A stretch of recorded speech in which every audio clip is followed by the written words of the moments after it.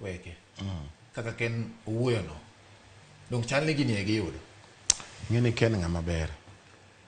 okwongo aneno kaka orwakre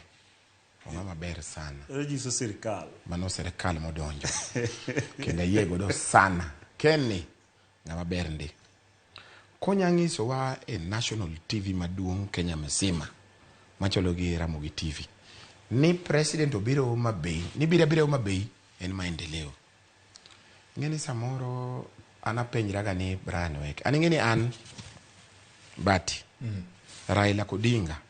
onge gima nosetimonaga Ken ni ng'eni eno kia ni ang'eye en ong'eye e TV onena ka Ramogi kaka wuoyo en ong'eya Ken ni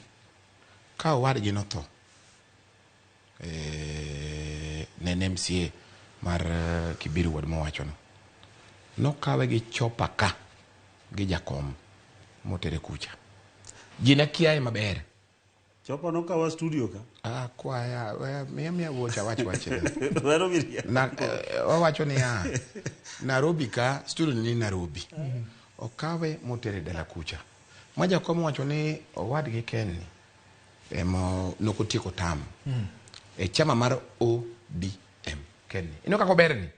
nokochal kama okay wadhi mos tera mos adwa ng'isi bina weche mos history then wadonje weche moko kidhi mabura nyaka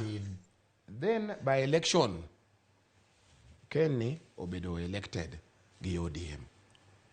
kasa ni Ken ni ema nya biro era Ramogi kata wacho ni UDA odonjo Kibiru Ward kata Luo Nyanza kata Karachuonyo constituency ing'eyo apani okan Kenya ka number 1 UDA onge kama pose donje odonjo gi kanye adwa ni penje Bati odonjo gi Nam odonjo gi Polo odonjo gi Chopa koso donje kona mane adwa penje koso donje gi Yendambe wa mane Luo Nyanza yani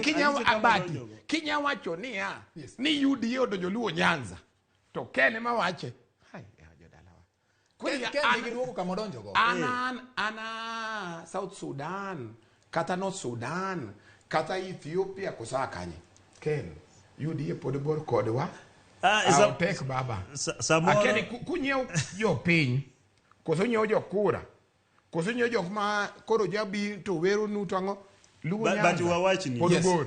Brian Weke gini gi team gi magintie magisikeni yes osebedo ka thrive Miriambo